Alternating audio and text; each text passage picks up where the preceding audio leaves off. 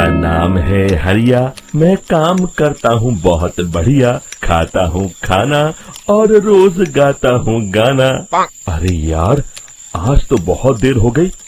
इस खतरनाक जंगल को देखकर तो मेरे हाथ पैर ठंडे हो गए हैं। अगर मैं वक्त पर गांव नहीं पहुंचा तो मालिक बहुत नाराज हो जाएंगे। तभी हरिया को एक आवाज सुनाई देती है। सुनिए हरु जी। अरे, ये आवाज किसने दी?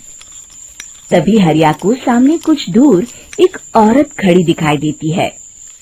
अरे भाई, ये औरत अकेली इतनी रात को इस जंगल में क्या कर रही है? चलकर पूछना पड़ेगा। फिर हरिया अपनी बैलगाड़ी उस औरत के सामने लाकर रोक देता है और उससे पूछता है। अरे सुनिए, आप इतनी रात को इस खतरनाक जंगल में अकेली क्या कर रही हैं? तभी वो औरत मीठी आवाज में कहती है, अरे हरु जी, आप आ गए। मैं कब से आपका इंतजार कर रही थी। वैसे तो यहाँ से काफी लोग गुजर चुके हैं, लेकिन मैं खास आपका इंतजार कर रही थी। अच्छा, तुम सच कह रही हो? मुझे तो यकीन नहीं हो रहा है। वो क्या है ना, आज तक किसी ने मुझसे इतने प्यार से बात नहीं की। हाँ हाँ हरु जी, मैं सच कह रही हूँ।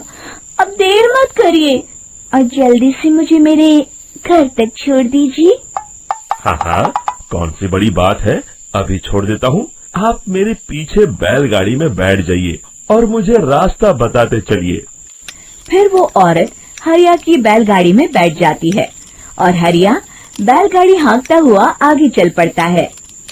फिर उस औरत के बताए हुए रास्ते पर चलते चलते हरिया बैलगाड़ी लेकर एक काली गुफा के आगे आकर रुक जाता है। हरिया उस औरत से पूछता है, हाँ देवी जी, आपका घर कहाँ है? यहाँ तो एक गुफा के अलावा और कुछ नहीं है। तभी अचानक वो औरत हवा में उड़ने लगती है। देखते ही देखते उसका सुंदर रूप एक डरावनी चुड़ैल में बदल जाता है और वो जोर जोर से हंसती है। अरे तू तो एक नंबर का बेवकूफ निकला। तू तो बड़ी आसानी से मेरी बातों में आ गया। अरे मर गया रे, ये तो एक चुड़ैल है। हे भगवान बचा ले, ये तो बड़ी डरावनी दिखाई दे रही है। और फिर अगले ही पल हरिया की बैलगाड़ी में रखा सारा सामान हवा में उड़ता हुआ उस काली गुफा के अंदर चला जाता है और वो चुड़ैल भी उस गुफा के अंदर जाकर कहीं गायब हो जाती है। हरिया ये नजारा देख बुरी तरह घबरा और परेशान हो जाता है। अरे, ये चुड़ैल तो मेरा सारा सामान लेकर गुफा में गायब हो गई। अब क्या होगा? अगर मैं गांव खाली हाथ गया तो मालिक मेरी अच्छी खबर लेंगे। मेरी इस बात का कोई यकीन भी नहीं करेगा। फिर आखिर वही हुआ। हरिया के मालिक चंपक सेठ को हरिया की किसी भी बात पर रत्ती भर भी यकीन नहीं हुआ। चंपक सेठ को लगा हरिया झूठ बोल रहा है और उसने ही लालच में आकर सारा सामान हड़प कर लिया है। फिर हरिया को बेईमान समझकर चंपक सेठ उसे काम से निकाल देता है। अगले दिन अपनी दुकान में परेशान बैठा चंपक सेठ गुस्से में बड़बड़ाता है। अरे, दुकान में तो सामान बिल्कुल भी नहीं है। अब मुझे ही शहर जाकर सामान लाना होगा। फिर वो अपनी बैलगाड़ी लेकर शहर चला जाता है। शहर से सामान लेकर जब चंपक सेठ वापस गांव लौट रहा होता है, तभी उसे एक आवाज सुनाई देती है। चंपक जी, ओ चंपक जी। अरे, ये तो कोई मेरा नाम लेकर मुझे पुकार रहा है। फिर उस रास्ते में वही औरत खड़ी दिखाई देती है। फिर क्या था, हरिया की तरह चंपक सेठ भी उस औरत के पास अपनी बैलगाड़ी लेकर जाता है और वो भी उसकी चिकनी चुपड़ी बातों के मुंह जाल में फंस जाता है। फिर चुड़ैल उसे भी अपनी गुफा तक ले जाती है और उसका सारा सामान लेकर गुफा में गायब हो जाती है।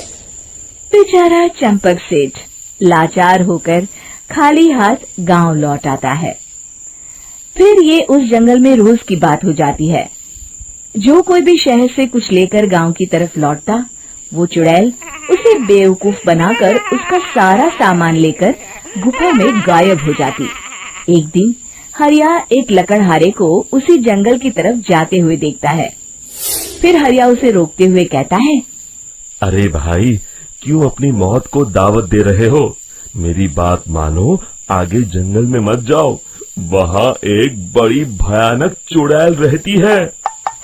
लकड़हारा हरिया की बातों को नजरअंदाज करते हुए कहता है, अरे भाई, मुझे पहले ही बहुत देर हो चुकी है, मुझे जाने दो भाई। शाम तक लकड़ियाँ काट कर शहर के बाजार में बेचना है।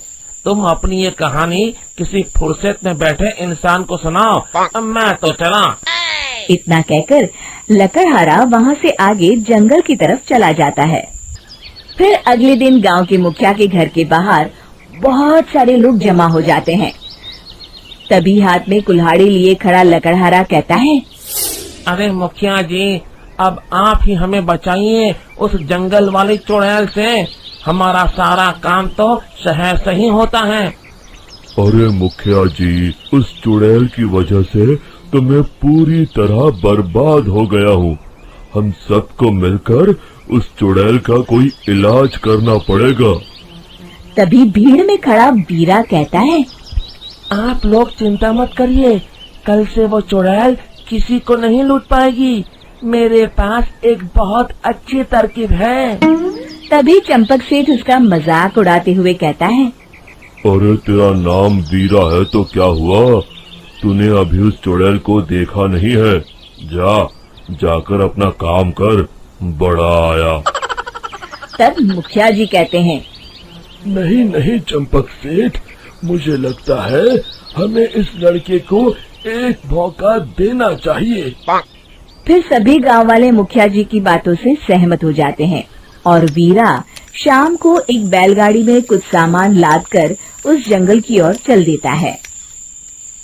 वीरा, ओ वीरा, कहाँ जा रहा है?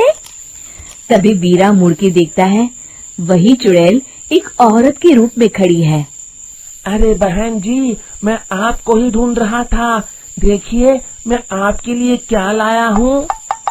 हैं? अरे वाह, तो खुद मेरे लिए इतना सामान लाया है।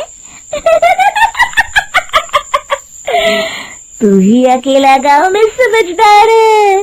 जरा देखो, मैं भी खोल के, बड़े भूख लगी है। जैसे ही चुड़ैल उस सामान पर से कपड़ा हटाती है, एक भगवान शिव की तेज रोशनी उसके अंदर मूर्ति से निकलती है और चुड़ैल अपने असली रूप में आकर जलने लगती है। अरे मैं जल रही हूँ, बचाओ! बचाओ! ओम नमः शिवाय, मर गई मैं! देखते ही देखते वो चुड़ैल राख के साथ उड़ जाती है और सभी गांव वाले भी वहां जाते हैं। शिक्षा बुराई पे सदा अच्छाई की ही जीत होती है।